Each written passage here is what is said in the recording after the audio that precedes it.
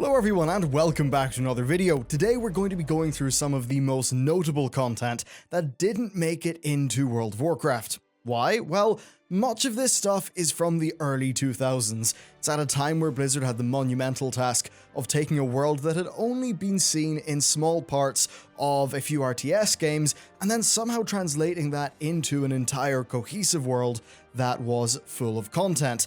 A tall order indeed. Game dev is hard and not everything goes to plan. Often it's best to just scrap plans early on rather than let them run on too long and compromise the wider project as a whole. So today we're going to be looking at some of the locations and stories that did not make it in initially. I would not be surprised if some of the stuff in this video actually appears in the future, perhaps in the highly speculated N'Zoth expansion that might be up next after Legion. We've also got to make the distinction between planned content, stuff that's just a fun idea that the devs had, and then cut content, stuff that actually entered production with the intent of making the final game, but of course then was cut. And then just stuff that was a test of their tools, of designers testing layouts, view distances, the size of different features, all of that stuff that isn't readily apparent when playing the game because they're already things that have been thought about by the devs. The Dragon Isles was never put into the game, but it was a planned bit of content, as we can see from their 2003 instance roadmap. It was actually intended to be a 65 to 70 raid. Yes, this is back when World of Warcraft was following a bit of a different structure, with places like, say, Stratholme and Ubers having level ranges and player sizes that really might be a bit strange today. Now, based off the map from the 10th anniversary documentary, we can see this was planned to be north of Tirisfal Glades, quite close to Quel'Thalas actually. Now, one would think that the theme here would be fully dragon related. It's called the Dragon Isles, but that might not be the case. The Art of World of Warcraft book has a concept piece for the island. We see a structure carved into the carcass of what's essentially a massive octopus, along with lands that definitely fit with pre-plague Quel'Thalas and that general region. Looking at the art, one thing is apparent. It's something Lovecraftian in nature. Now, in case you're not aware, all of the old god stuff is based off the mythos created by the American author H.P. Lovecraft in the early 20th century. This is where I think some of those ideas might resurface a bit, even if it's only directly. So N'Zoth created the Naga after the all the Azshara stuff like 10,000 years ago.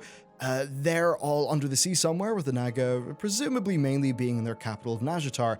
So the team clearly has a sizable Naga and Old God plan with the place. They keep on teasing it, so if the next expansion is going to feature N'Zoth as the title villain, we might see content that originally fits the niche planned for this Dragon Isles raid all the way back in 2003 and earlier. There are actually some in-game locations that are similar to the style of this art. Mostly it's just the old god stuff, but especially say the Master's Glaive in Darkshore, where Soggoth the Slitherer, very Lovecraftian name, a powerful old god minion, was killed. So we could be seeing some stuff like that perhaps in the future.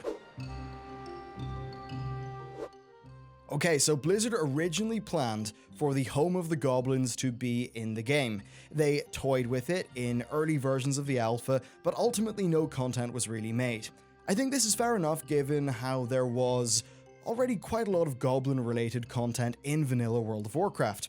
Undermine has since been heavily speculated to be a part of a few expansions actually, most notably with Cataclysm, where that was really in the rumor mill. Of course, Cataclysm did end up having Kezan as a part of the initial Goblin story. Now, in the lore, Undermine is a pretty damn cool place. It's the home to various factions of goblins who are each led by a trade prince, just like Galliwix for the Horde faction of goblins. Rather than a central government, it's basically all down to the whims of these trade princes and the things that they're doing and what they choose to do with their money and their fleets. So if it was to be put into the game, there's certainly good plot fodder there to use some of this great story stuff and, you know, do some political intrigue. Now, the Venture Company, who we faced a few times, are actually also based there as well. So quite a lot of cool stuff going on in and around Undermine. That said, while it seems like an interesting place that no doubt would be a visual treat, I can't help but think that Blizzard would rather focus on more serious elements, stuff like Legion, Titans, Old Gods, Void Lords, and that kind of thing with future expansions. Nonetheless, it would be great to see Undermine in-game, Perhaps the closest we'll get is, Hearthstone's Mean Streets of Gadgetzan expansion, if you want a little bit of that vibe going on. Hellfire Peninsula, yeah, I know, this was actually planned to be a part of the vanilla game. It even actually went into development with a full map being in the game files. This was excellently highlighted by Haven, whose channel you should absolutely check out if you enjoy delving into the development process and the evolution of the maps and the history of the game. Now, you'll probably notice a running theme here, where Blizzard planned to basically create all of what was seen in Warcraft 3 and its expansion in the basic version of World of Warcraft. This is the original content plan for World of Warcraft. In 2001, they even planned to include Northrend into the base game, which would have been pretty damn ambitious. Looking at the old shots of Hellfire, you can see that it resembles the Warcraft 3 look of the zone quite a bit more. You really can see the benefit that a few years of experience and a more concentrated focus leads to when you compare the Burning Crusade version of the zone with the kind of direction they were going with the vanilla version. It seems like this zone might have been, well, almost definitely was intended to be a late game option, perhaps opening up after vanilla shipped and filling a similar niche to, say, Silithus and Anchorage. Now, I think that would make sense overall, but that's only speculation. And then we have Black Temple. This was also planned to be a raid in the original cycle of the game. Black Temple was one of the narrative peaks of Warcraft 3, and we already saw how one of their initial goals was pretty much to recreate and expand upon the world that they had established with the RTS. One has to wonder what the planned story would have been, though, as it seems like Black Temple was planned to be part of the same content release as Hellfire, meaning that there would have been none of the other zones that we saw in the Burning Crusade expansion set.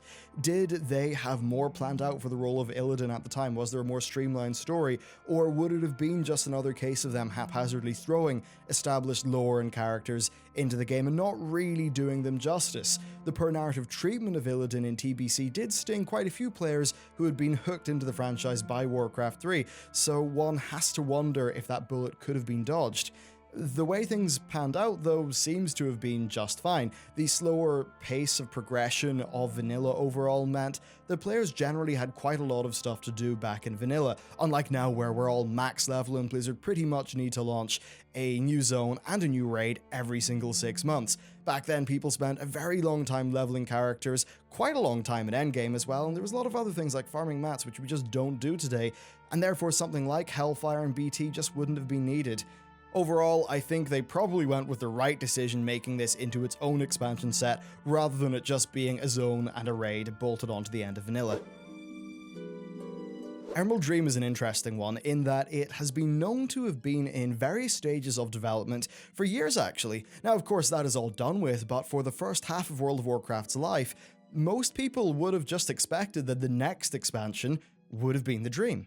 Blizzard themselves talked about how cool their internal tests were, and what we've seen from some of their maps certainly does look quite interesting. The concept of the Dream is particularly strong, I think. It is a blueprint of the planet as it would have been without external interference. The Sundering did not take place, in the Dream, so all of the known lands are one continent, mostly covered in forests, or at least that's what's commonly known and said with the Dream. The Sundering, which is a novel, contains descriptions of it that are a lot more interesting. It was more than just forests, for an example, containing half-shaped mountains and things like that. They were all in various stages of progress. It could have got actually pretty damn trippy. Furthermore, the Dream also had multiple layers, almost kind of like forks of code, different test versions of the planet or parts of it that could be accessed within the main Dream itself. I think that's a really damn cool concept. It, as with many things with World of Warcraft, all, of course, went horribly wrong. The old gods caused the current crisis with the Emerald Nightmare through their puppet Xavius and all of that stuff. The story of the Dream was partially dealt with in the novel Stormrage, but the problems then resurfaced again with Legion. With all that dealt with, though, the Dream is presumably safe, so I don't think we'll see an Emerald Dream expansion anytime soon. Once again, this might be another H.P. Lovecraft-inspired element of the lore, based on the Dreamlands, which is a setting for a series of novellas that he did known as the Dream Cycle. So that's kind of where that came from. The Lovecraft Dreamlands even have satyrs as well. Now in 2013, Chris Metzen told an interviewer that the idea of the Emerald Dream, it's certainly a very fun idea that we enjoy a lot, and we've imagined storylines within it. We talked about many times making it into a formal expansion set. It doesn't really lend itself to multiple visions, right? It's kind of like, okay, one more green zone. I kind of agree if they were going to go purely with lush and green, and well, that's exactly what ended up happening with Azshara and the Emerald Nightmare raid in Legion. So then, Karazhan. This was actually supposed to be a vanilla raid, which makes a lot of sense given its importance to the lore, especially the earlier parts of the modern history. Many important elements and things or events happened there. It was, of course, the home of the Guardian Medivh, which is pretty major to the lore. Now, this is where actually we get to a bit of an oddity with the base game. Medivh's staff, Atish, was a legendary item obtainable during vanilla. It was got through a very long and involved quest line. It was one of the most desirable items that one could get at the time, and you would expect that the staff of Medivh would be tied to Karazhan, which was his home and his base of operations. Wrong. Its fragments came from various bosses in Naxxramas, the head came from Kel'Thuzad at the end of Nax, and then the tail came from Cthulhu. It also had the ability to port you to Deadwind Pass though, but it seems like Karazhan would have been the sensible place to obtain this item. Now the staff pretty much just exists in the banks of veteran players, and well then according to the canon it's somehow wielded by Khadgar. I assume he just stole it at some stage. The in-game version of Karazhan also has an interesting story. The alpha builds of the game had a tremendously large tower, with a different design to what we see today. The whole thing was accessible as well, and it really was massive. The current exterior though was then put into the game, and it was eventually opened up as a raid instance in the Burning Crusade. And that's pretty much what went down with Karazhan. Alright, Mount Hyial. While it wasn't until Cataclysm that we saw a playable Hyial zone, it actually had been in the game for a very long time indeed, with many players actually being able to access it and have a bit of a run around the place through creative use of game mechanics, jumping exploits, things like that. The original zone itself is actually really impressive, and it's notably kind of different to the version that we saw in Cataclysm. It was still unfinished, many areas were marked off by a picket fence that said in construction. Exploring this zone was decently popular back in the day, and I definitely remember worming my way in way back when I was new to the game before I even had my own account at a local LAN center. Now, Mount Hyial was, of course, the site of the final battle in the main Orc and Human campaign of Warcraft 3, Reign of Chaos. The main campaign ended with the Orcs, the Humans, the Night Elves, and, a bunch of friends all banding together to fight the Legion so that Malfurion could eventually, just blow a horn to get a bunch of wisps to kill Archimonde. Yeah, perhaps there's a reason why everybody remembers the Frozen Throne story more than the end of that. But anyway, the desire to get into this place was quite natural given its significance to the overall lore and of course the events that you played through in Warcraft 3. Now, the work in progress version of Hyial actually had the corpse of Archimonde still in the tree, which was a pretty cool little detail. Of course, we would later see this zone in the Burning Crusade's, I think, least popular raid, where we reenacted the final battle of Warcraft 3, kind of. Unfortunately, it was wave-based gameplay and a general design that didn't really go down that well, but at least the visuals were definitely quite cool. By the time it was added to Cataclysm, the zone was pretty much completely different, and was based off an entirely new story. So instead of reliving the past, Ragnaros was attempting to invade the material plane through the Firelands, which is his stronghold within the elemental plane. So a cool little bit of new story. Likely, this just wasn't ready by launch, and they probably didn't have a good idea for a raid to take place in it, or indeed really much content, which makes sense. Many of the post-level 50 zones had a lot of empty space in vanilla, so yeah, it seems like it would be sensible one or two of them just were planned but didn't really make it in. Next, we have Azshara Crater. This was meant to be a battleground in Vanilla WoW. Quite a lot of work actually went into it, and there's pretty complete maps existing within the game files. It ended up being one of the casualties to the realities of game development. Alterac Valley ended up taking a lot more time than they expected, and the team just wasn't able to get this piece of content balanced, finished, and tested to actually get into the live game. Quite a pity, because Azshara was very underused, But, you know, understandable. It's the realities of game dev. AV is a very complex battleground when you think about all the different mechanics that were going on. Likely far more complex and time-consuming to develop and get right and balance than they initially expected. Battleground maps, of course, have to go through many different iterations before they can actually get into the game. They've got the additional challenge of having to be balanced, which is something you generally don't have to do as much for just a regular gameplay zone, and, well, that's something that's often, I think, harder than it might initially seem in the face of it. So the Caverns of Time were actually intended to be vanilla content. Most of the actual setup of the exterior and interior structure existed during vanilla, with the main omission being the actual instances themselves, as well as quite a bit of set dressing. As far as we can see in their 2003 content plan, this was meant to be a level 55 through 62 dungeon, so once again, this is back when they intended to ship 1 through 70 in the base version of the game. Now, another interesting factoid is they already had the map for the Black Morass dungeon ready to go in vanilla, but they only got around to implementing it in the Burning Crusade. This, and indeed much of what you see in this video, is a result of how they seem to have worked back then. According to, I believe, Jeff Kaplan, We plan more than we can actually build, and it's not that we end up cutting anything, it's just that we reprioritize and put it in a different place, and eventually it will see the light of day. I'd recommend watching the 2007 BlizzCon Dungeons and Raids panel if you want to take, I think, a very interesting look into the game's past. Next, we've got the Stomwind Vault. Now, this is a strange one. I don't really believe they've talked about this one publicly much, but there is a second Stormwind instance in the game files. It was a version of the Stockades, with more rooms, and many of the rooms were a bit larger. This suggests that it was intended to be some sort of raid. Now, the RPG sourcebook tells us that this place was full of powerful creatures that couldn't really be killed and were kind of kept in containment. A bit bizarre to have that, you know, just locked up in the middle of your capital city, but certainly could have been fodder for a Tolbarad or Wintergrasp Vault-like raid instance. All of that said, I think it's good that they maybe didn't do this or just moved on to other things. I can't see it being particularly interesting from a lore or visual perspective, and I'm sure the man-hours needed to make this would have just been better spent on other things. But it seems to have been a very persistent rumor, and it is actually backed up by some in-game files. So, there we have it. A look through the early stages of World of Warcraft and what the developers had planned to create for the game.